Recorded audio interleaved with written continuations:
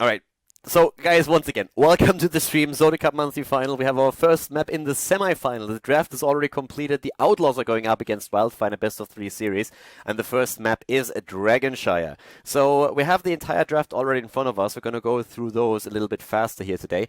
And first of all, we had a ban on, not Murky, but that's actually a ban on Ragnaros. He was not supported in the draft tool as far as I know at the time. So we are probably going to see those Murky bans or picks a little bit more often today. So with that also, a quick note to everybody out there that's watching right now, the current patch of this tournament is the Ragnaros patch, which also explains a couple of the priorities that we see at this point, but let's go over a few of the heroes.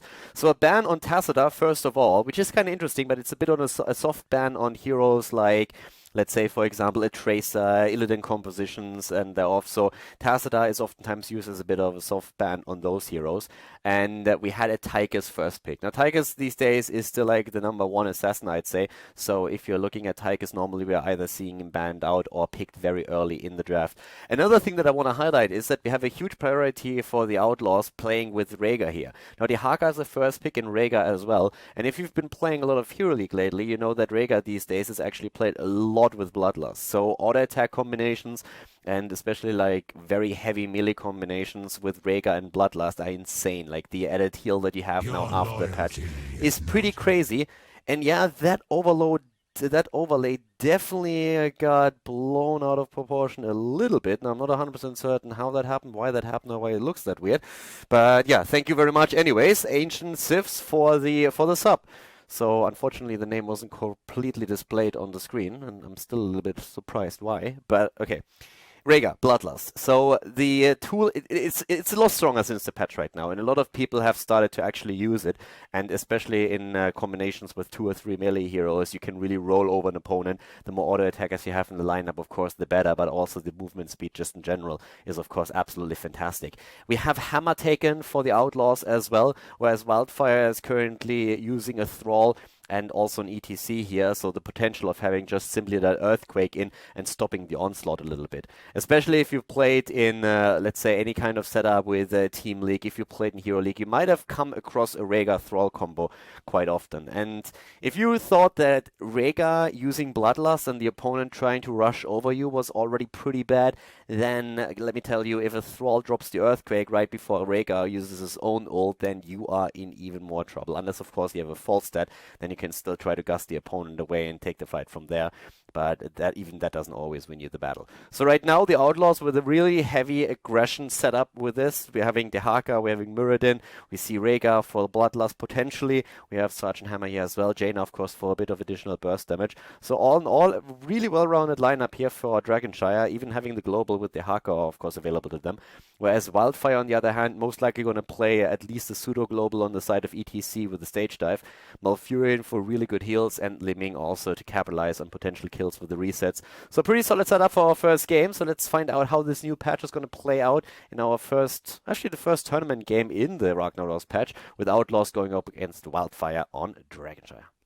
Game number 1, everybody, and well, as you can see, we have to the left side currently the Outlaws, now a best of 3, with focus on Muradin, Dark on Dehaka right now. We're seeing Monster Bear on Rhaegar, Air on ZOTAC, and Devil on Jaina. And to the right side of the map, Crosby on Liming, Hugh Pao on Malfurion, Karsi on ETC, Zarmony on Thrall, and Shat on Tychus. So Wildfire actually in this case a little bit of a hybrid team if you so want. And especially, of course, with Team Liquid pulling out of Heroes of the Storm, a lot of the players that have formerly been part of the team are currently looking if they can fit into a couple of other lineups, if there's maybe a new team forming. So there's still a couple of things that are going to happen in the near future, even of course, though the HGC teams themselves are already set. With the new patch, a couple of builds are definitely going to change, so we're going to take a closer look on those later on here in the tournament. For now, of course, the one hero that we're definitely going to watch out for quite a bit is that Rhaegar. Bloodlust is an amazing tool these days, and we're going to find out if they're actually going to start to use that. But for at this time, in the mid lane, 5 versus 5, a little bit of a battle happening right there, with Zarmony, of course, always attempting to also lock down the opponent. And that is actually one of the things that can really happen. A good lockdown with not only ETC sliding in for the stun, but then Zarmony following it up with Thrall and Wolf. Just locking down one target and a bit of burst damage that might be enough. But now Thrall, of course, starting after that skirmish in the early game to move up to the top lane where the Haka has already taken position. Shed, on the other hand, juking out Muradin here. Now, I thought he would die on Tychus for sure, but nope, still alive and kicking. Trying to take down Devil and his Jaina. Focus jumps out. And another shot against Monster Bear and his Rhaegar, who barely gets away there. But that looked like a potential kill against Tychus, but a nice dodge against the Stormbolt on the side of Chad made sure that that didn't happen here. So yeah, really well done for now at least. Third win taken on the side of Muradin, so he can sustain a lot of the poke damage. Just move out of the battle a little bit and get that regeneration kicking in once again. And I'm personally quite a bit excited to see ZgtHammer. Now, Hammer overall, I would say, still one of the heroes that is a little bit underrated these days. Not saying that she should be part of every combination out there, but especially with Bloodlust, we might see her a little bit more often if the occasion calls for her. But we have seen a lot of Hammer plays in the past. Occasionally in bigger tournaments as well, just not really on a regular basis. The blue team so far is doing pretty well controlling the shrines on the other hand. Thrall is having a bit of a tough time against the Haka here thus far. Up at the top lane, Zarmony is now currently trying to at least make sure that there's no threat of an immediate Dragonite being captured by the blue team. But both of them waiting for the level 4 to hit now. Whereas we're seeing to the right side in terms of talent, block party for ETC. And now the blue team finds themselves also in basically the same situation. They have to be a little bit more careful with how they are currently playing this. Zarmony is still up at the top lane. Of course, has a huge amount of sustain thanks to the Force Growth Resilience on Thrall. It's one of the reasons why Thrall is such an amazing solo laner, because he just has that sustain. Usually, the only problem that Thrall has is that at some point he runs out of mana, and that's one of the reasons why you go for the Rolling Thunder as your level 1 talent here, to have that lane sustain and to keep that. Also, one who collects on the side of the Haka. And this is actually one of the things that I personally find really interesting, because if you actually play a lot in the Hero League and Unranked Draft, it doesn't really matter. What you see most of the time is actually people going for the Hero Stalker, which is a little bit weird, since normally the Haka is really meant to be on the solo lane in the early game. And one who collects is just giving you that extra sustain that you will need there, especially if you're also in the later stage of the game are supposed to be one of the heroes that just like rotates around, gets a little bit of wave clear in, thanks to the primal aggression on level 1, and then moves back in. Hero Stalker, of course, can be a great talent on occasion, especially if you're setting up a full gank potential lineup. Let's say if you're having more globals than only the Haka in your setup, and you're from the early game trying to just gank heroes across the map with the help of other coordinated players in your team. But especially in a solo queue environment, one who collects is usually the better talent. But of course the idea of killing all these heroes and then just like dominating is something that leads a lot of people to go straight into the Hero Stalker there instead. And let's face it, it also sounds a lot cooler, right? I mean, like, you can either be a Hero Stalker, or you're like, the one that collects, which is a little bit weird and looks, sounds a little bit girly. I'm not quite sure why that is, but that's what just happened. I mean, one way or another, we have level 6 kicking in at level 7 now as well. So all of the teams are still fighting for that first strike. Now, we didn't even see a kill yet, but that might change in the mid lane, as Muradin is eating quite a lot of damage. Shadow, of course, on Tychus is going to rain havoc on Muradin's hit point pool. The little dwarf has to be very careful about that. ETC is already there in the middle, and Thrall up at the top, whereas Li Ming has just been taken out at the bot lane. Tja, little Mila. No more volleyball for you, my girl. Up to the top lane, Dark and Zarmony going up against each other. And Zarmony, yeah, well, there comes the essence into play, and all of a sudden Thrall is eating dirt. Goodbye, my friend. In the middle of the map, on the other hand, they're attempting to get a kill against ETC now too, but this should actually be a Dragonite for the blue team. Really well done by them. Great job. Also now Thunderburn and Ironforge Momentum taken for Muradin. So with this, we're going to see him go straight for the sustain build, and an entire level lead in experience on top of that too, which isn't too bad either. We're having Calamity taken, lost of course a lot of the wave clear that the talent previous was able to add to the equation, but right now still the hero damage during the team fights. This is of course what you're going to watch out for. At the same time now, we're having a Crosby moving in, trying to just get a bit of a revenge for that death of him earlier, but that Dragonite in the mid lane is still killing stuff. And doing fairly well with that, going through the wall, probably going to take the second tower here too, and that catapults them very closely to level 10. And this is only the first game, of course, in the best-of-3 series, but so far, at least, the Outlaws are doing very well here. Down to the bottom of the map, it's still a tri-lane. And guys, one of the reasons why this setup is actually like so popular is that you have at the bot lane also access to the 2 camps here. Of course, the bottom camp, the night camp is also there, but you have also 2 siege giant camps. And that's really important, because if you see players that are a little bit less experienced with Heroes of the Storm, they will oftentimes try to set 2 heroes up at the top. And if your opponent reacts properly, then you have free access to the camps down at the bot lane, because you're gonna run that with 3. In this case, though, rotations are still fairly strong from both of them, and especially the blue team is getting a lot of value out of the Dehaka too. Second kill where he was involved already confirmed, so 3 in total. And now we also have no Bloodlust this time, it's the Ancestral Healing. So at least for now, the Outlaws not making use of the patch. Could have tried to go into a Bloodlust comp, but against heroes like Li Ming and Tychus, they are a little bit more afraid about their front line, trying to keep those guys alive.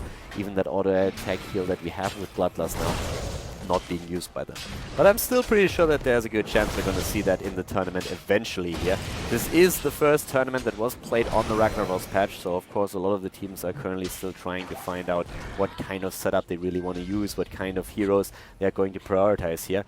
Thrall, on the other hand, second Orc in the game, is definitely heading for that Earthquake, and as expected, the pseudo-global with the stage dive now also put in by ETC. We're having the silence with the Twilight Dream from Malfurion. And down here at the bottom, it looks like one step and well, they're just trying to get the camp.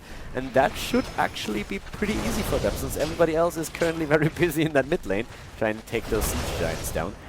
With level 13 so close, the red team has to, first of all, really just like start to defend and see if they can get a kill, and that's what ETC is currently trying to do, but they can't really lock AR down, so that forced fight not really working out in their favor just yet. Ancestral is in, and nice move again against ETC, but he barely gets out of this situation.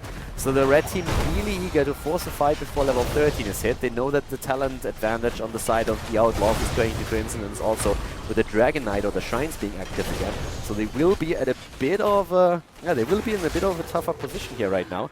Up to the top lane, they're trying to double now against Dehaka, and that's a good move. If they can take him down, that would be fantastic for them. But so far, Stasis is in, Dehaka is down, and now Muradin himself finds also himself in a little bit of trouble. Can move out here though. But Rhaegar has now also fallen. So the red team actually really redeeming themselves here. Having that move at the top lane where ETC used the stage dive, that really worked out for them. The kill against Dehaka brings them into a position where they don't have to fear that extra talent on the side of the opponent just yet. So even though 13 isn't there, they already bought themselves a bit more time in which they can try to at least get one of these 2 shrines. So they're playing currently around the opponent a little bit. Level 13 talent finally kicking in for the blue team. But now they have to see how much they can actually get out of this. So they have to group up first again up to the top lane. We're still having Dehaka going up against ETC.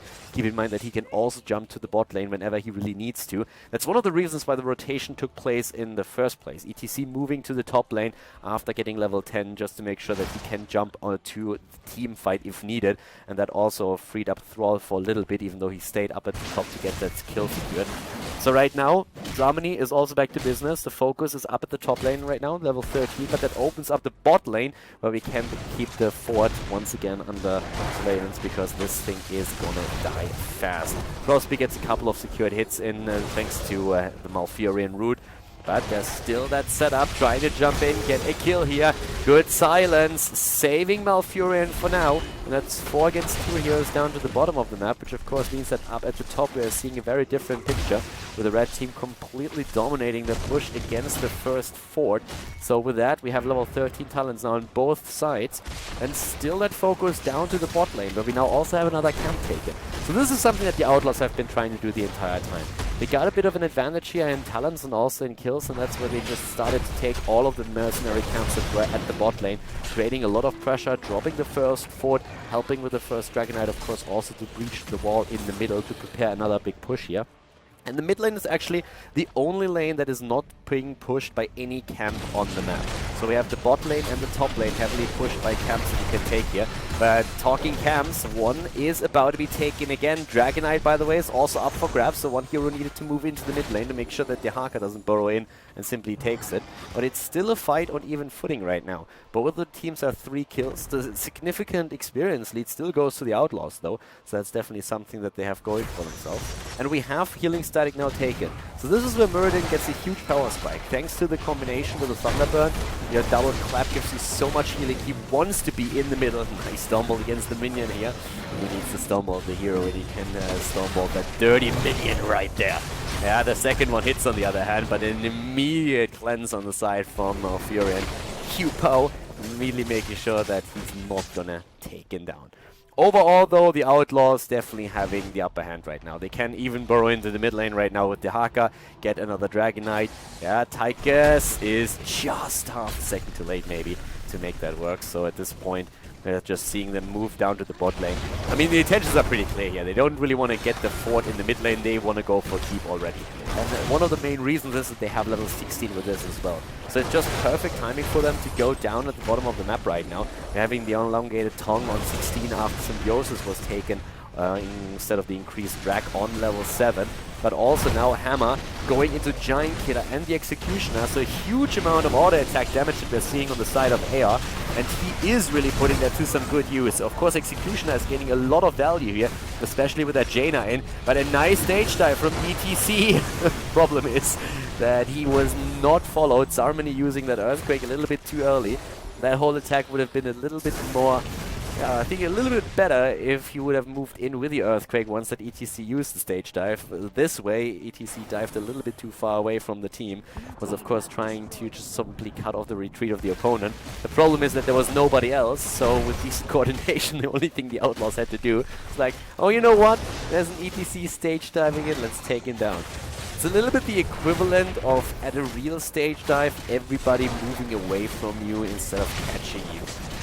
Never happened to me, thankfully. So far I was always caught, but I've seen videos and I must say it kind of looks pretty shitty, and that's how ETC must have felt in that particular move right now. That was not really a pleasant moment. This is like the moment you realize nobody loves you. AR already in the mid lane, again on the hammer duty, doing really well with that. Bot lane is also getting pressured by another camp. So overall, the Outlaws are doing really well here. I mean, they are pushing in all the lanes more or less. Another fort is down. The only thing that Wildfire can do is try and hope that they're getting the level 16 talent to then take a fight, because at this point they're pretty much helpless. They're sitting ducks here. They're trying to freeze the lanes a little bit so that they can just simply gather the experience and the safety of the towers here, so they're not pushing this out too far. They're waiting until the waves push in completely, and that's the only thing that they can do. They need that extra talent. Should actually come just in time for them to make a bit of a play here, because the temples or the shrines are being activated in another 15 seconds, so there's still a little bit of wiggle room that they have. Problem is that this camp will have to be given up, and yes, the Haka is there. Uh-oh, good cleanse. That was an important one.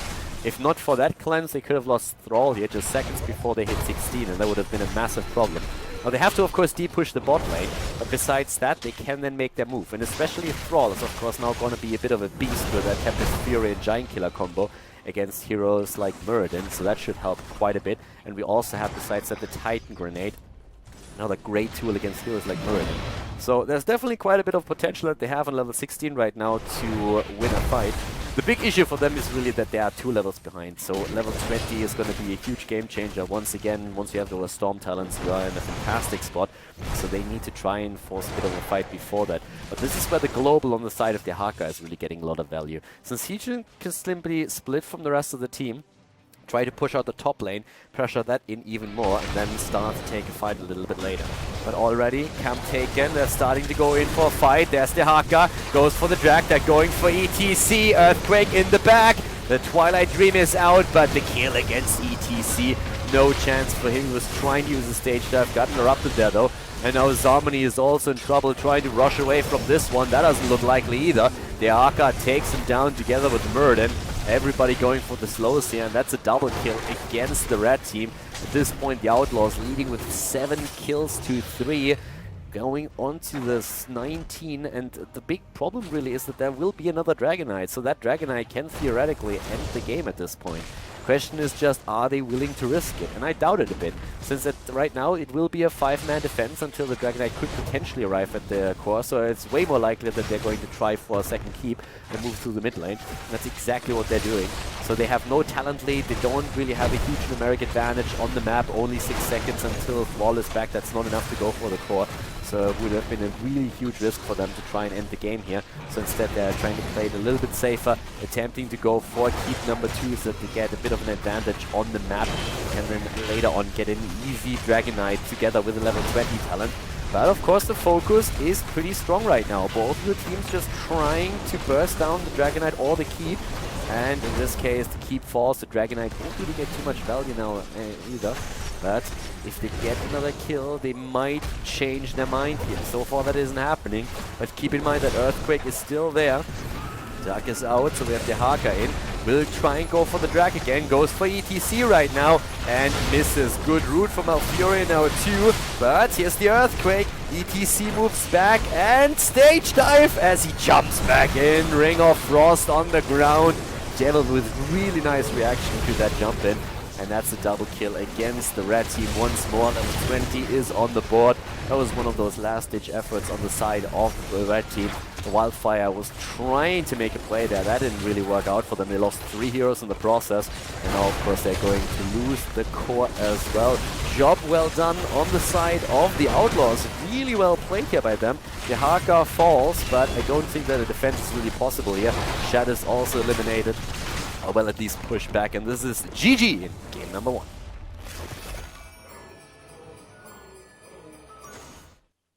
Ho, ho, ho.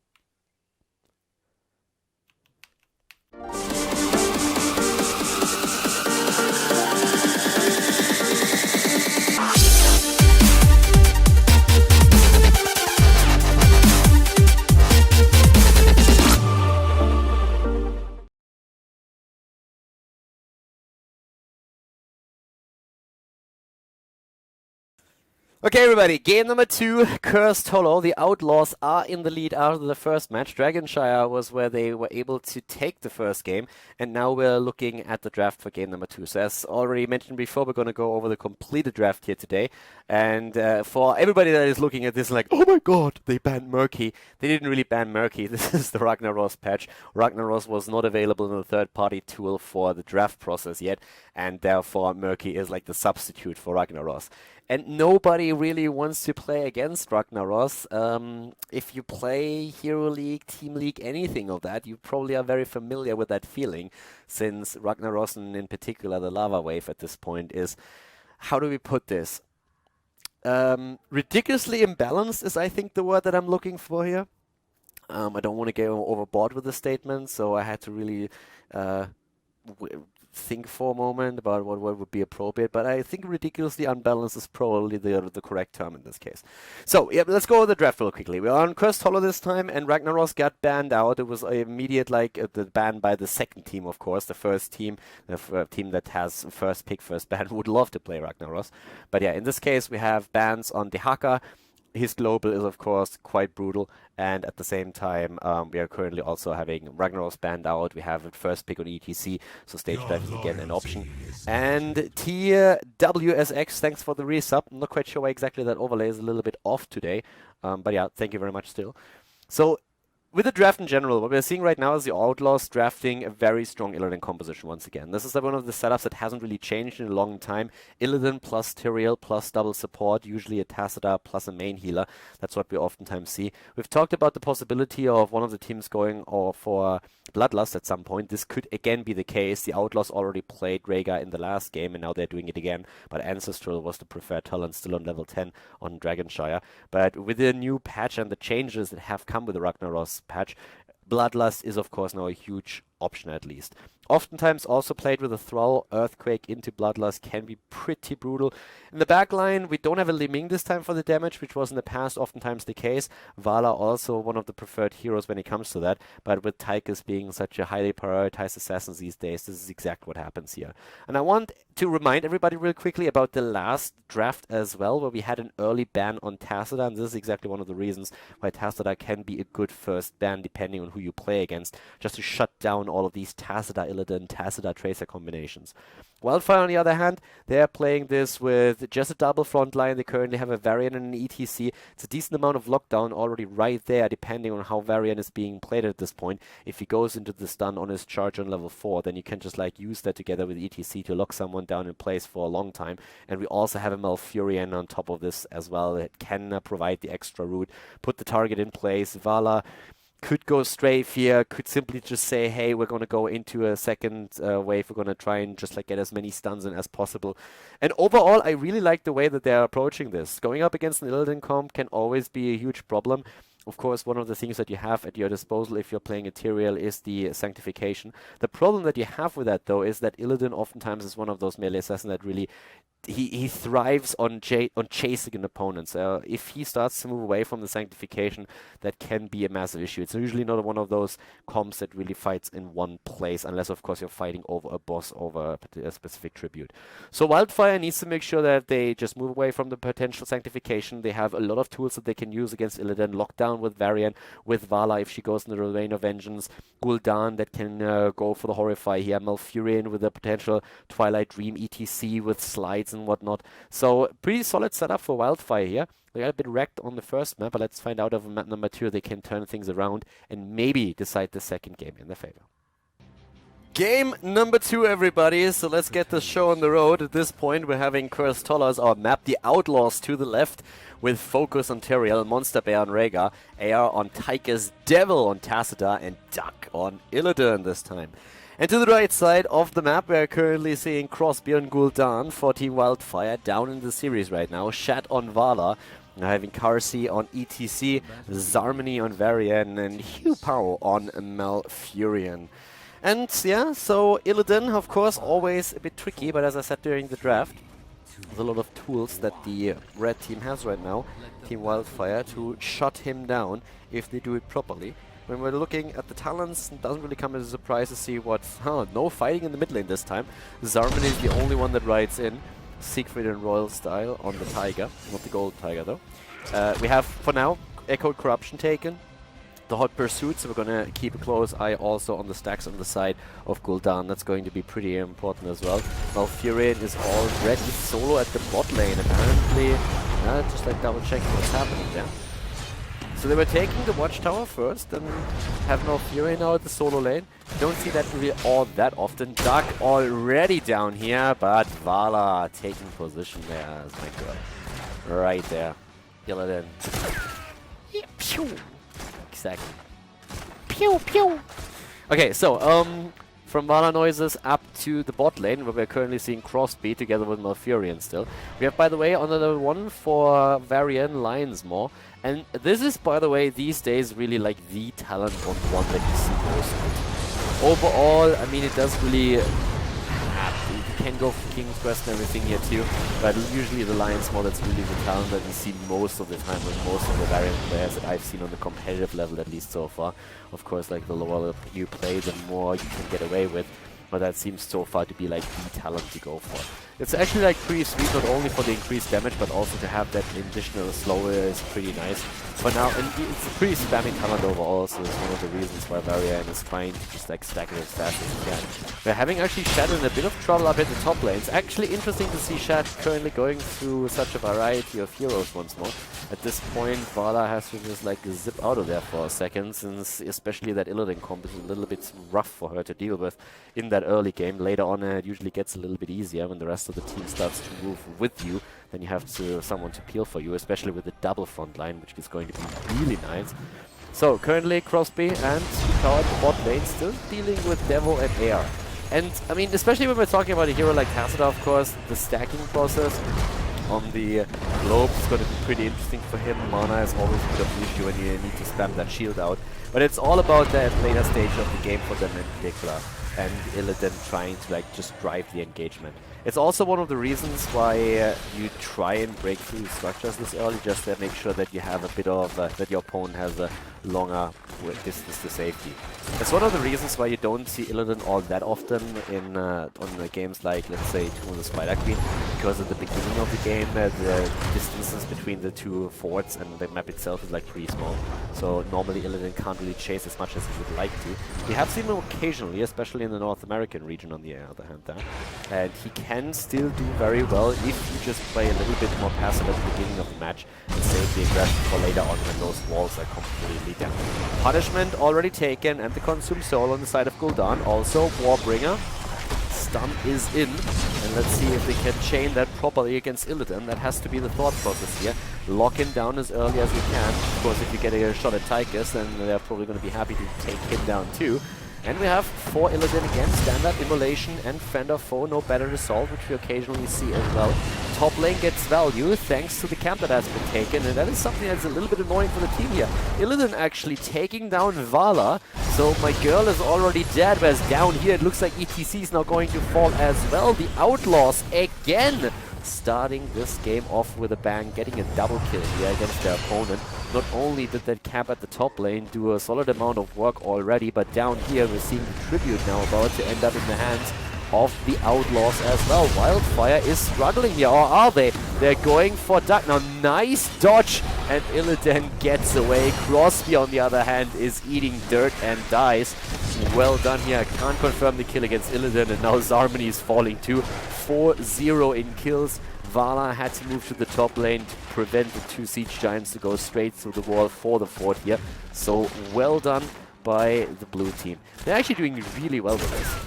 I'm a little bit curious to see how the game is going to change once the level 10s are in, because I feel there's a lot of tools that are coming into play for, I mean, for both teams, obviously, but there's a lot of tools, in my opinion, that especially Team Wildfire can use to shut that Illidan down in big engagements. But the beginning of the match is definitely something that is fairly in favor of the Outlaws, and they already have their 1-0 lead here. So we have now Bound by Shadows taken, so reduction, corruption. It's all about the aggro corruption, really. Like the power spike that you get with cooldown once that you have the quest talent completed is pretty massive. And if you then can keep the cooldown low with your Bound by Shadows on level 7, then you're in a fantastic spot to just like throw that out as much as possible. We're seeing also Varian going into the second win, which actually leads me to believe that we could see the Twin Blades here. I mean, these days it's a little bit more common to see him go into the Taunt here. It's like probably one of the most common Varian builds that I've seen lately, since the focus has also shifted on him a little bit towards the more tanky version. But right now we have once again big fight here against Monster Band. That's the double stun that I've been talking about earlier. Great play that we just saw. Rhaegar dead, Illidan just now coming in. Zarmani is super low, tries to attack here with a second win, but the kill against Vala and against Varian. Illidan once again attempting to jump in. There's the kill against ETC, and Malfurion is about to now fall as well. So yeah, so far, oh my god. So okay, he is taken down at 2. This is actually starting to become extremely nasty.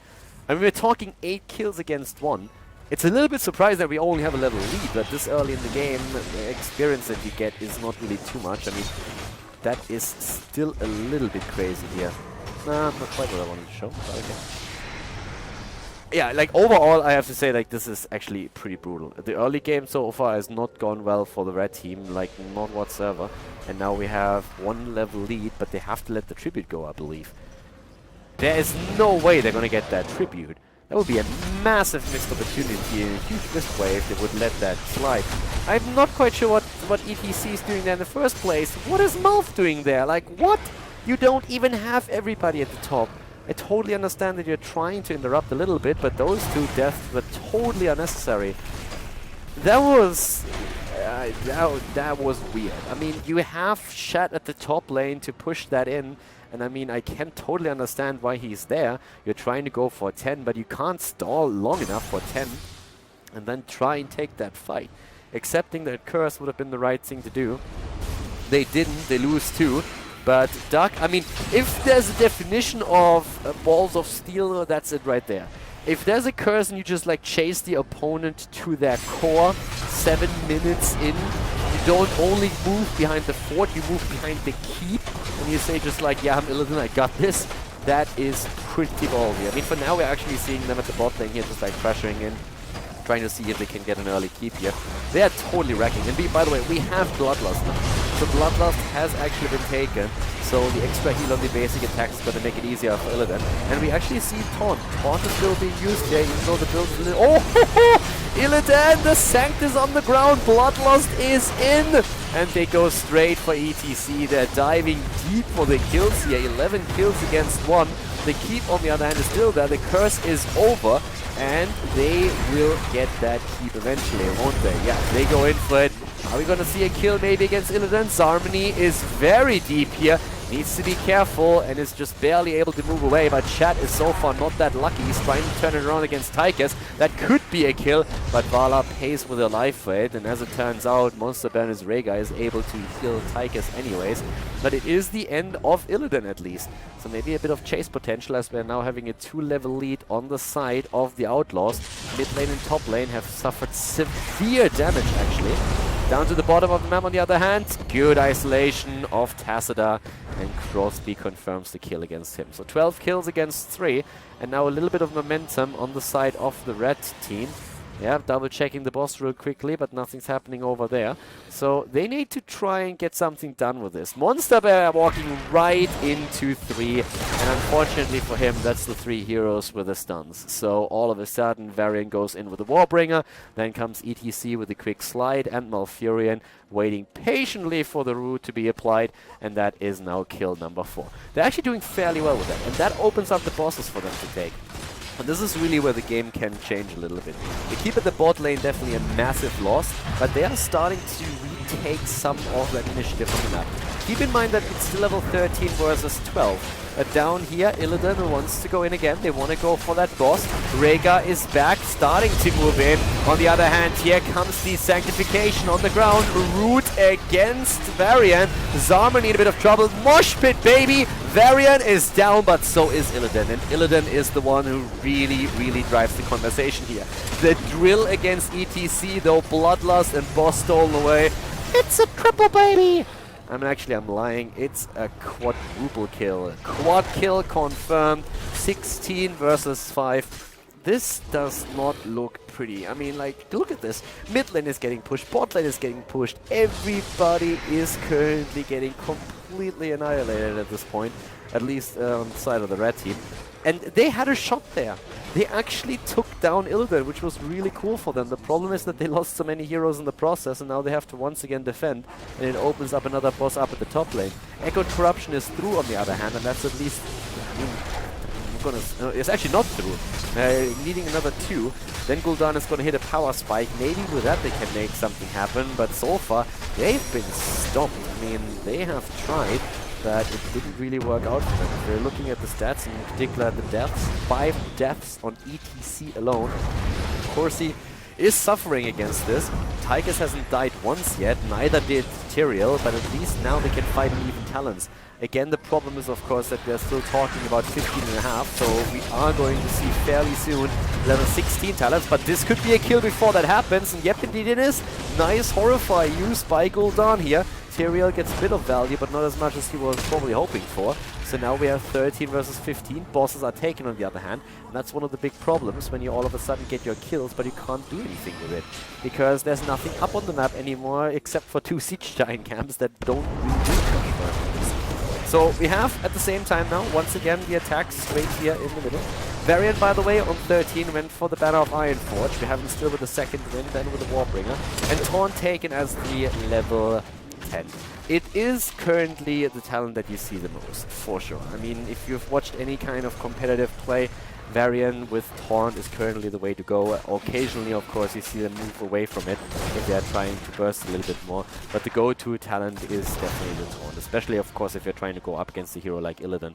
If you have the Taunt there available to you and you just can stop it for a few seconds, that's already a big help. But right now, they're just trying to avoid fighting against another talent advantage. 16 kills against 6 pretty much tell you already how this game has been going thus far. Having a camp taken, ETC, nice, uses the crowd surfer and just barely moves out of there. So yep, just moves over the wall, makes sure that he gets out of the situation, especially since the Holy Ground was already attempting to zone him. Tyrael has been doing fairly well with this. But the situation still remains the same. We have a 2-level lead for the blue team. And I mean, you look at the mini-map and there's basically just blue. There's this little red line in the middle and that's about it. That's the farthest as they went so far. I think they took down a few towers up at the top lane, but that's already about it. So they couldn't really do much more than that. We have 5 deaths on ETC, 4 on Vala. This game has been one big slap to the face, actually, if we're being honest here. So it's not going to become any easier for them, but as I said before, with decent team fights, they should actually have a chance to win a battle or two. The problem is we're talking curse again, because right now that's tribute number 3. Good holy ground could actually zone this, and it seems more and more likely that we're going to have another curse against the red team. They seem to be willing to actually fight for this. This seems to be a little bit like a last-ditch effort, where they're you shall not pass! That was actually a fantastic use of Tyrael 16 there. Holy ground used to just barely block him. It was kind of funny. I mean, you really would think that Varian would be able to squeeze past, but that's not the case. So at some point they realized that they couldn't really do anything about it, move away, and they suffered the losses. So basically the red team is banking all their hopes right now at fighting with 16 versus 16 talents. And the blue team is just saying, the Outlaws is saying like, nope, go deep. Horrify is already out just to save him there. Bloodlust is in, and you can run, but you can't hide. Illidan with the Metamorphosis going deep. Good silence here. Just trying to keep the team alive. That's all they can do right now. Zomni again jumping out, saves himself somewhere. 4-man mosh pit! The dream, baby, the dream! 1 down, 2 down. They get a triple kill. Zomni goes in. He might actually fall, gets healed, and they are going to try and get another quick hit in. Triple kill thanks to the mosh pit of Carsey. Barely able to get that off, but he is able to get it in after all. Very, very well done. That was actually fantastic. So now they lost keep number 2, but they are still alive and they got 3 kills out of this. That was not bad at all. That was actually very cool, and the timing couldn't be any better. Now we have the boss up again, and there's another 10 seconds for Tyrael. Illidan is on another 11, so that's more than enough time to actually just get one of these bosses, or at least it should be. Now over here we just have one of the camps being taken, but you can't get too close to this. You can't really peek here, because if you do, Varian is going to charge you, and then you are going to be dead. So, yep, that's the boss right there. Tyrael, no holy ground. He's a little bit too late, as already expected. Now they can take double boss. And boys and girls, once again, they are 1 level behind. That's not too much. It's all about the keeps right now. That's, of course, where they are the farthest behind at this point. Boss is already moving through. They decided to not go for the boss up at the top. They're instead moving down to the bot lane. Here comes the Bloodlust once again. And they go for Crosby. Crosby is actually getting really low, but he's not dead yet. And there comes the lockdown against Illidan. Illidan is down, ice block, saves Melf, silence comes through, Tyrael is dead, a double kill. They suffered damage on the core already, but now they're cleaning house. Rhaegar is dead, and they are going to try and make it a quad kill. Devil attempting to move away here. He's gonna fall now too, or is he? So far down at the bottom, Shat tries to get him. That's not successful. This is a problem though, because, well, that's a lot of damage there, especially... Oh, the core! Boys, the core! They're gonna lose! No, 20%! 2017! Tyrael is dead, by the way. Tyrael just died to the left, 12% on the core. This game is getting a bit crazy. Catapult's pretty strong. The Winions once again, and that kind of forces their hand. I mean, they have to end this, don't they? Can you possibly move back at this point? With 12% on the core, this basically means that, like, they can't lose anything here. If they actually move back, they have to defend the top lane, because if they lose the next keep, they will lose those 12% at some point. Anyways, there's an entire level lead, by the way, by now on the side of Wildfire. They are a level ahead at this point. 1 level. And they will hit 20 super, super soon. The only question is, I mean, honestly, Illidan basically could just, like, single-handedly walk over there and take the game. I would backdoor the shit out of these boys. Seriously. I mean, think about it. You just have an Illidan there, together with Bloodlust Rhaegar, and that core is dead, isn't it? Yeah, there's a Horrify, there's a Mosh Pit. I mean, granted, there's a lot available. But still, that looks... I mean, you walk over and you kill that, right? So, let's see. I was a little bit weirded out by this. Okay, so there we have Haunt now taken. We have also the Tour Bus. Haunt, Tour Bus, the demoralizing shout. Yeah, Varian was always a bit of a shouter. Top lane pressure, by the way, thanks to that camp here now too. Mid lane, they have camp deep pushing. That should help against the catapults. But look at Chat. He wants kills. Chat is on... he wants to get a couple of kills in there. They really try and get the damage in at this point. They need a keep at least. I mean, if you don't go for a core right now, you need to get the keeps as fast as you possibly can to relieve some of the pressure that you're experiencing on the map. And the level 20 advantage gives them an opportunity to push in. But there we go. Alright, so this is the move. This is the move. This has to be the backdoor attempt, right? Up to the top lane, we're still seeing the boss active. There's Devil stopping a few of the TP backs. Crosby is there. Here comes the backdoor. No 20 for them just yet. Shat is already there. They're trying to zone a little bit. Buy time for the rest of the team. Over here, Zarmani is still stopped by Devil. Boss is down, but over here to the right, Illidan is down. Illy, what? Illidan is down. Mosh Pit caught him. There's the Haunt. And yeah, so much for the backdoor, right?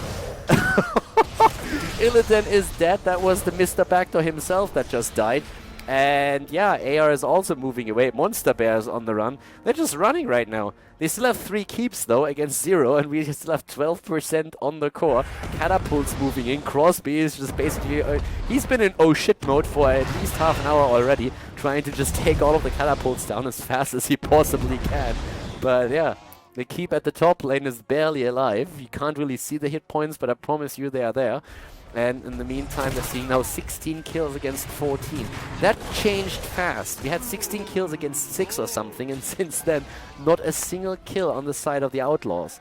At this point, if you're an Outlaw, you're probably also pretty pissed and a bit on tilt, because that game should have ended a long time ago. Now you're the one behind in experience. You will hit 20 now soon, though, but that's 12%. That would ignore me right now. That would really, really ignore me. So once again, bot lane is being pushed out by the Siege Giants. That gives you a bit of breathing space. We have 1 tribute on each side. Let's check the bosses. 12 seconds. Okay, 12 seconds on the bosses. This one in 2 minutes. But 20. That's something that the blue team now desperately wants. Once they have that 20, survivability is definitely going to be a lot higher on their part. And there's still no keep that they lost. Yeah, a little bit of hit points at the top lane, a little bit down here, but overall, no keep down. And look at the minimap, you can't even see those hit points on the minimap anymore. And they just simply see, like, playing around vision is one of the main things that you have to do at this point. This is why the teams are moving a little bit weirdly across the map, because you never know where your opponent is, and the red team has to make sure that nobody is trying to go for a backdoor. This is why Varian is currently right over here. He's double checking if someone is moving through there, which is now the case, a bit later than he expected, but he's still there. We're even seeing them check the bush here. Zarmani is still down here, so we are seeing them jumping in again. Vala is not with the team just yet. Here comes Illidan. Holy Ground is in, and they're jumping in. Here comes the immediate Haunt once again. The mosh pit is on the ground, and Illidan is dead again. Tour Bus, baby. Illidan dying every single time early on. Monster Bear didn't even get the Bloodlust out, but that's a double kill as Tigers falls. Vala has also bitten the dust, but that doesn't matter anymore, since now the blue team is just in full retreat mode. They're just running here. 17 kills against 16, level 20 talents on both sides, which gives us the sizzling attacks right now. And we have the demonic form. But Illidan dying every time is a massive issue. He gets beautifully focused by the red team. They're doing extremely well with that. Zarmani now trying to stop that onslaught onto the last keep. And I mean, we see a lot of kills here against the blue team, but the one thing that I still want to remind you of is that we have right now 2 keeps down on the side of the red team and 1 keep about to be eliminated. The core at 12%, but this game is now 22 minutes in, which is a bit insane. So up to the top lane, as you can see right now. Once again, the attack. By the way, Vala with a Seething Hatred on level 16, not going into the Frost Shot. Also interesting to see that. Make sure that the slow would have probably been nice against a few of these heroes, but overall doesn't want to go for the poke here. Also Varian with a Shattering Throw, a talent that we oftentimes see against either Zarya or Tacita. So in this case, Varian just like trying to break through the shields as fast as he possibly can. Didn't really talk too much about the talent just yet, but in case that you were wondering about a few of the numbers here. So yeah, especially the passive is of course kicking in, but also the active allows you to really burst through an Illidan's shields, for example, super fast. So this is going to come down to one team fight at some point, I feel, or to just the commitment on the side of the blue team saying, okay, we're going to go for the core again. If they reach it, they are very likely to win it. Illidan by now has died 6 times. 6 times. And that's mostly because he was just focused every single battle, in every single fight. This game is a little bit Clown Fiesta, if you think about it. This is also, by the way, starting to become a pretty big wave at the bot lane. Someone will eventually have to go back there and deal with it. Top lane is also a bit pressured in. Vision on the map is now fully in the hands of the blue team. They've been doing really well with this. And one single boss is all that you need right now, or sneaking in. Zarmany is there, yeah, uses the banner for vision right now. Shad is poking a little bit, trying to keep the opponent at bay. This is starting to be a bit of a problem. This is making me nervous, and I'm not even playing. Could you please send someone over and take that catapult down? Thank you very much. Crosby, my man, he's taking care of that. But there's still a keep that is nearly eliminated. There's the poke. The mosh pit. The tour bus didn't do as much as we hoped for. But still, Vala in the back with the damage. There's the fear on Tacita. He's about to die. Look at this fella. Tyrael is dead. And everybody else is on the run now too. Good explosion into the face of Zarmany. But Tacita is also down. It's a double kill. And again, the blue team is on the run. At this point, I would really feel like you guys are gotta be kidding me. Oh, don't tell me. Illidan! The Illidong is there. Okay, so they're trying to slide in. I think at this point, I would probably just try to posture on somewhere with 4 heroes. Oh, Rhaegar is dead. With 4 heroes and Illidan just go on a solo mission. If you could actually just like hunt a structure, he might have just go back in time, go for hunt, and hunt the core to go for it. It's a quad kill! What is this? This is insane! That's a curse too! What's happening here? Also, by the way, this is still hurting. This is still hurting right now. Come on, Illidan. Be a man. Be a man. Just go for it. You know you can do it. Is he actually going for it? Hell yeah, he's going for it. Illidan is on the move. The opponent is on the core, and Illidan is just like in total screw it mode. Ah, oh, come on. Nah, okay. Alright, alright, alright. He chickens out, moves back, but guys, this is not looking pretty. This is looking like a crazy comeback. I would definitely give it a 6.5 out of 10 at least. That's an IGA moment if there ever was one. Well done, well played. GG as Wildfire takes down the Outlaws in a game that I can't believe. Well played, and we are going to go into game number 3.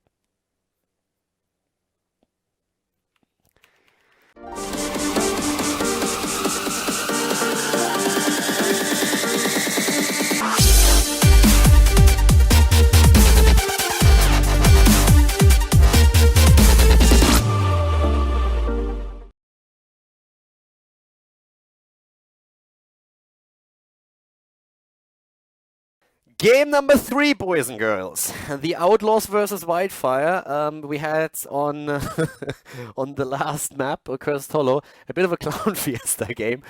Basically what happened is the Outlaws took a hammer and took it right to the face of Wildfire, like the entire game. They hammered them into the ground, like in the face, bam, everything. It was blood and gore everywhere. It really hurt, like you wanted to shield your eyes and just look at it like, please be over. And then at some point, Wildfire took the hammer away and, yeah, hit back, and pretty hard at that. So 6.5 out of 10 for sure in this game. Battlefield of Eternity, that's the map that we're going to jump in for the last one. And with this, we're having, again, our completed draft right here, of course. Fat Illidan in the corner, because in the last game, Illidan got pretty much wrecked. And in this particular setup, Murky again being shown on the draft, and for everybody that just tuned in, didn't really watch the rest of the games, that is actually the replacement for Ragnaros here. So don't get too excited. It's not that they're hating on Murky here right now. They actually just banned out Ragnaros. I also want to... yeah, that's basically it. So the Outlaws again going back to back to the basics. Going back to the Dehaka, which this time is allowed in the game. We're having on Battlefield of Eternity the poke with Nazeebo. Tigers and Rhaegar plus Johanna. So actually quite a bit of damage that they have towards the Immortal, even though I like a bit more what Wildfire currently has with that Vala, with Li Ming. That's a decent amount of poke that they have from a distance. With Vala, especially if they go into the Q build with the arrow, which is kind of likely. They have a huge tool that they can use against the Immortal. We have ETC also in there once more, so a bit of safe dodge action, having the Alarak in there for the solo lane at the beginning. So yeah, overall this is actually looking pretty solid here. I'm liking it. The Outlaws, they have the Tigers, that's already good. Johanna herself can do a fair amount if she wants to just shield the own Immortal, use the shield glare to take a little bit of that auto attack pressure against the Immortal away. Nazeebo for the poke here should also be quite nice. I mean, the Spider build overall is getting a little bit more popular. Like, he's definitely tested in scrims across the board at this point, also from HGC teams. I just want to see if they find a way to put Nazeebo back into the meta here. But yeah, game number 3 is shaping up nicely so far with the draft. So guys, we're going to go and jump straight into Battlefield of Eternity to find out which of the teams is going to take the victory. Okay, everybody, we are back in the game. The Clown Fiesta of map number 2 is over, and we are heading straight into this one. Now, the first thing that I really want to quickly say is that we have a bit of a different lineup here, because in this case, we are actually looking at a different overlay, and that is because a patch just has been dropped, which made things a little bit different with our normal overlay, so we're going into this one. To the left side, we have the Outlaws, and to the right side, we have Team Wildfire, since it took a little bit longer to also get the team names into the right order. We're gonna jump straight into the game itself. So yeah, at this point we're having our talents up at the top. So if you're not quite familiar with the overlay that we're using right now, it has been used by Blizzard for a variety of official tournaments. Has a couple of huge advantages when it comes to the actual talents that you see at the top. A couple of disadvantages. It's just a different approach. It is the third game. The score is 1-1 therefore, and ETC is once again. Oh! Oh god, look at that! Gets healed and gets away. Job well done, my friend. Okay, so when it comes to the talents, Primal Aggression on 1, as already mentioned before, Nazeebo is going for Widowmaker, so he's going for the full Spider build, at least for now. It's actually a really cool build if you want to just poke from a distance. This is one of the reasons why you are playing Nazeebo on the map here, because you bank on poking a lot during Immortal fights. That's basically the idea behind it.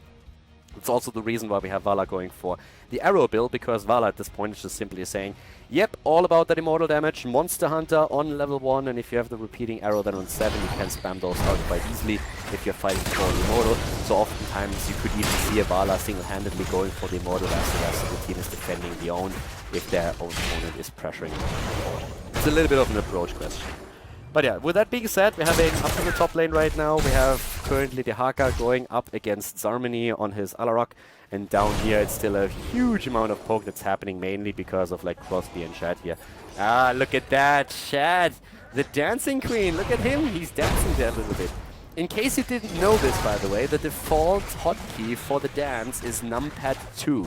And you can actually cancel it, so it's not like the taunt that you can't cancel. So by now you can cancel dance. So it's much, much better than just simply B-stepping into someone's face, which is just like BM and doesn't really serve any purpose.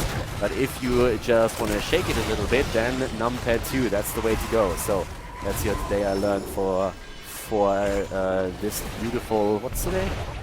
Today's Tuesday, right? I think today's Tuesday. Yeah, one way or another, Immortal is on the map right now. The two teams, of course, aiming for level 4, but already going for a bit of a race. Now, with the first one, you usually just see them go for a straight race. This is a bit of a different game, which we've already recognized in the last map. And that's why we're having a bit more of a defensive match happening, with both of them attempting their poke. Crosby already trying to go a little bit farther to the side here and seeing if he can maybe get a few shots in. Up to the top, Zarmany and Shadow already starting to sneak in again. Focus with his Johanna trying to get the Condemn in. The problem really is that a lot of those minions are taken down by the Haka at the top, and that provides the blue team with a nice experience lead that they use for an earlier level 4. So that is giving them a bit of a power spike.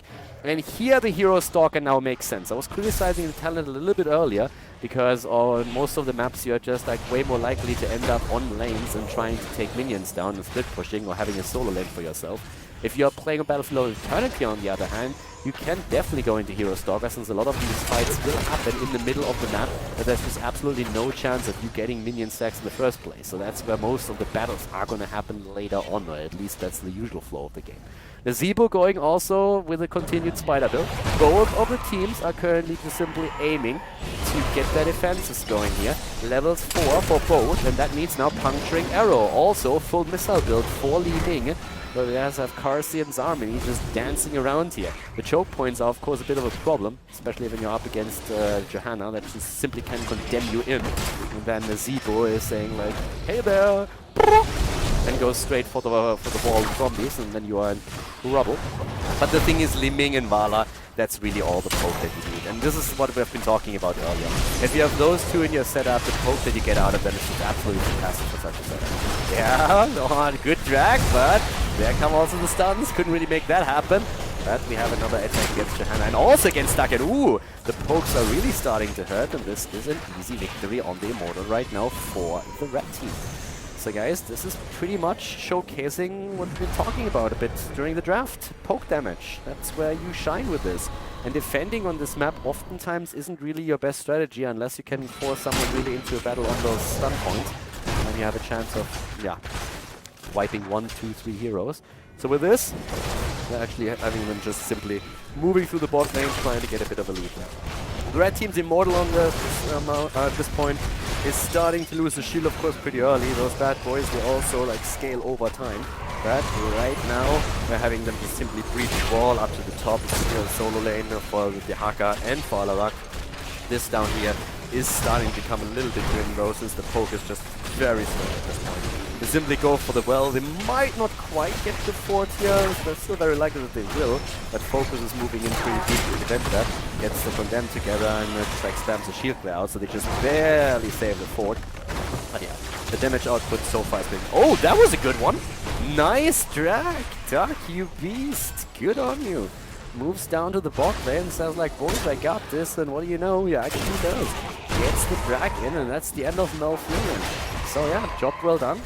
Still not resulting in the huge lead experience or anything, mainly also because Zarmini, of course, used the time at the top lane to push a little bit harder and push through. We have the repeating arrow now for Vala with a build, so that means that right now we're going to see that happening during the Immortal phase. Already combo up against the Haka here. Alarak doing fairly well, and Li Ming now with the Seeker after Charged Blast and Force Armor, so full missile build, and ooh, Zarmini! Oh!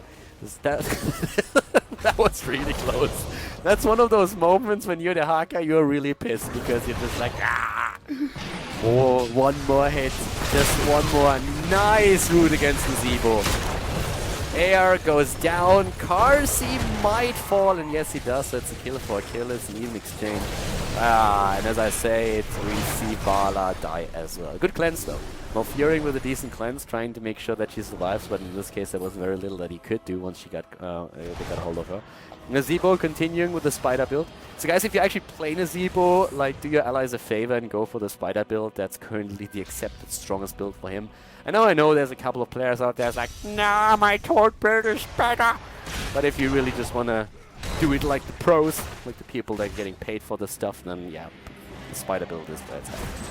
And I actually don't think that on high-level play I've seen anything else yet that was played. I mean, in a lot of scrims, as I said before, the hero is currently like tried a little bit, and people are just like seeing what they can do with him. But yeah, so spider is definitely the way to go for now at least. So once again, we're having the Immortals on the map, and this is where the poke time starts. And with this, of course, once more Li Ming and Vala can really reign supreme here if they get access. This is also one of the reasons why the blue team is currently trying to defend. And look at Chat. He's just simply moving in the entire time, just like, pew! Pew!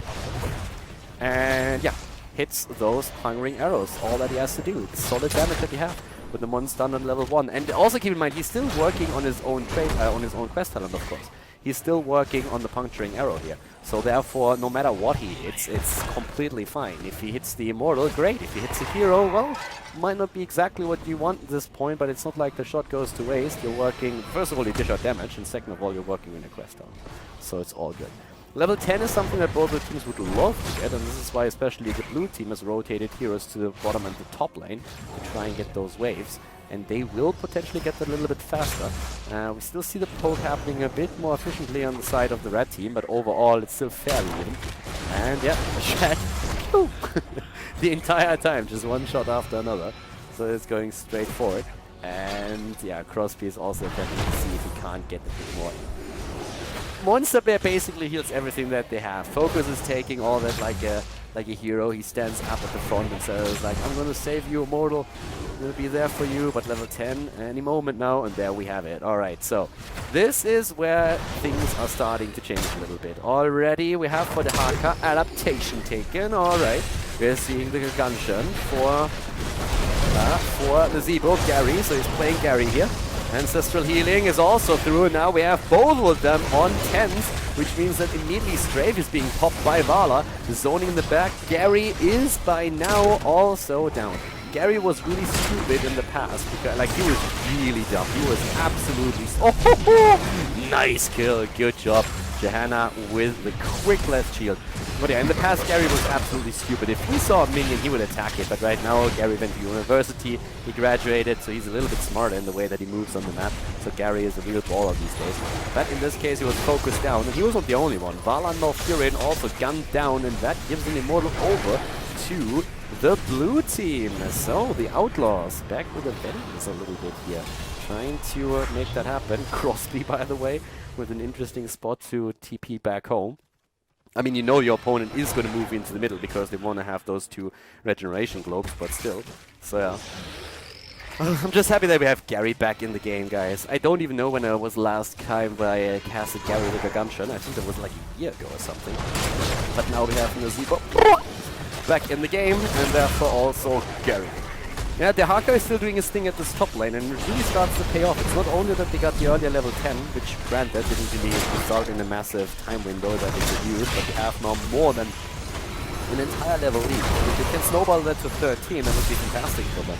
They've been doing really well in most of these games, especially in the early and mid game. The only thing that really turned it around on Cursed Hollow, the last map, was that late game. And that's, of course, once again a threat. Nice silence! Good job, Malfurion still falling. A counter kill could turn the tides of the battle, but so far it doesn't really look like it. Malf is down, the Immortal still alive. Vala with a strafe, getting some damage in and pushing them back. But yeah. Yeah, and as also was mentioned a bit earlier, Gary now has a PhD in PvP, and I would not. I actually think this is yeah, it's the truth. It's the truth. Bit of a shout out here to Nirev, who could, yeah, who had the facts here. The PhD in PvP, loving it. Dr. Gary, please, Dr. Gary. So we're not simply talking about Gary Gunshun anymore. That's a little bit disrespectful. Dr. Gary is once again amongst us. But yeah, we're having 13, and with 13 now in play, this is a bit of a bigger overview for you guys, so there's not too much happening right now. So with level 13 talents, we have by now also the Superstition taken. Alrighty. So as they're taking this one, actually I haven't seen this too much at this point. Yeah, but it's actually like a nice talent to take against this setup, because mostly its ability benefit is being dished out against you. Positioning, of course, if you go for that, is going to be pretty important. But yeah, it's a bit of a trade-off that you have in this setup. AR will try and stay far to the back, but the thing that he has to fear the most is really the poke from Liming and from Vala. Everything else is not really going to be a huge problem for him. Vala, of course, is also packing a bit of a punch in auto attacks, but she should never really be in a position where she can attack him right away. So that trade-off is actually fairly nice. That being said, 13 talents is something that both of them want to go for. Yep, there's Johanna trying to go for... Oh, Gary! No, Gary isn't out just yet. There's Gary. Look at him. The PhD in PvP. Down goes ETC. That was a bit of a shocker there. ETC tried to use the crowd server to get out of that spot and like rocking right into the wrong one. What is Gary doing? Like, come on, dude. You can do better than that. I was just like talking about how you finally grew up and how you're not that stupid anymore. And then you stand in the corner and don't do anything. I mean, come on, dude. Way to make me look bad. Damn it. But yeah, so, and let's see, we have Devil already starting to jump straight in here and trying to finish it off. And that is another Immortal in the hands of the blue team. Or is it? There comes the ETC. It's time for some rock and roll. Stage dives in, but Li Ming is dead. And it looks like she might not be the only one. There's a lot of heroes just barely trying to get out of there, especially Alarak. And Alarak gets Alaraked. And therefore we have another double kill. 9 kills against 2. This is a little bit reminiscent of what we've seen in the last game, if you ask me. Maybe with the exception of the first Immortal that we saw there. But it's only seconds until the game is turned around. So now we have also the Stifling Arrow taken, so a little bit of health, a little bit of sustain on the lane, on the map for Vala. Once she starts the Glass Cannon taken as well. So overall, the blue team is just rocking the show here again. It's the same that happened last time. This is probably the moment where everybody's like, okay guys, keep cool now, keep cool, we're 2 levels ahead, let's not throw it this time. And see how that works.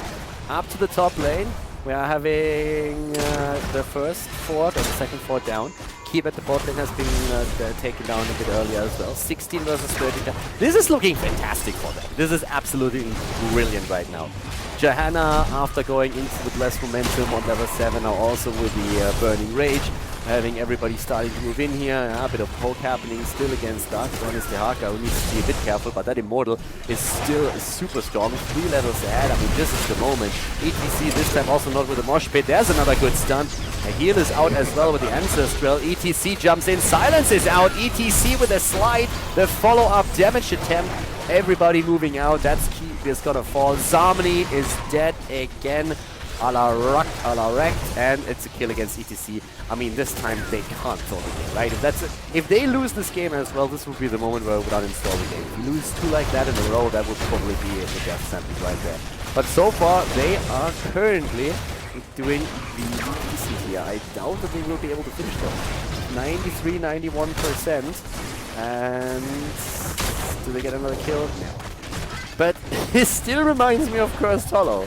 On Cursed Hollow, when all keeps, okay, on Cursed Hollow with the exception of 1, were down, that's when finally Wildfire woke up. It's basically one of those, it was one of those games where I say like, okay, we'll make sure that they're going to be really confident, and then we're going to take it away from them. And yeah, let's see if that's going to happen here too. But so far, I see very little chance of a huge comeback happening. I mean, the 3-level advantage, that is pretty solid. So, but after the last game, I'm not going to put anything past them anymore. I believe in them still. So there's a little bit of a trap set up. Zarmani is already double-checking what's happening there. ETC could jump in. Guess what? ETC jumps in. Is this the turnaround? We'll find out. That's a good combo. Alarak. Ah, nearly, but not quite. Down he goes again. The silence is through. Ice Walk on Malfurion, and bloop, there he is, gone. Alright, so yeah, that doesn't even look too pretty. This time adaptation is being used. Let's look at the damage output. Nazeebo is still overshadowed by Tychus here, even though his build so far has done really well. Full spider build on him, even on level 16, now going straight into the spider colony. And yeah, so this looks like it's going to be the fast and last final push onto the core. And Team Wildfire is wildly outmatched in this setup. At least that's what it looks like right now. Maybe they could attempt to turn this around. Can they defend the core again? I am doubting that though. Yeah, that is not good. Oh, yeah, well, that might be a double kill, but this is still the end of the match. GG and well played as the Outlaws take it 2-1.